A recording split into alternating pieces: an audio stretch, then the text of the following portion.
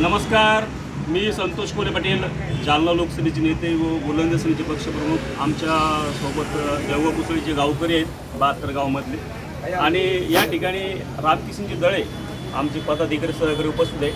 आज दिनांक 9 ऑगस्ट 2026 असून याच ठिकाणी मी आज महाराष्ट्रातील मराठा बांधवांना एक सांगू इच्छितो की 9 ऑगस्ट 2017लाच याच तुमच्या बांधवाने मुंबईच्या मराठा आरक्षणासाठी लढाई लढली होती.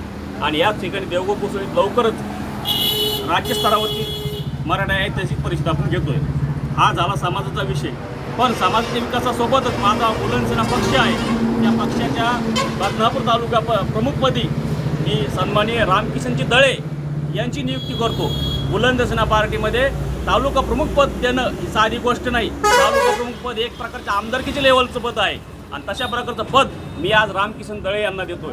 यांचं शिक्षण 7वीपर्यंत झालेलं आहे, पण शिक्षणाच्या पेक्षा त्यांचा अनुभव श्रेष्ठ आहे, म्हणून आज त्यांची बदनापूरच्या तालुका प्रमुखपदी निवड करतोय आणि त्या पद्धतीने त्यांनी काम करावं अशी त्यांनी शुभेच्छा देतो. आणि याशिवाय महाराष्ट्र शासनाला मुख्यमंत्री देवेंद्र फडणवीस यांनाही सांगतोय, तुमच्या विभागाच्या संबंधित त्या बदनापूर तालुक्यामध्ये जो घरकुलचं प्रकरण आहे मागच्या 8 महिन्यापूर्वी आम्ही दाखल केलेलं आहे, पण अद्यापर्यंत यांना घरकुल मिळालं नाही. आणि मी शासनाला अगोदर सांगितलं होतं घरकुल दिल्याशिवाय संतोष कोले स्वस्त बसणार नाही. गरज पडली तर मग मला माझ्या सरकारच्या विरोधात लढाई लढावं लागेल.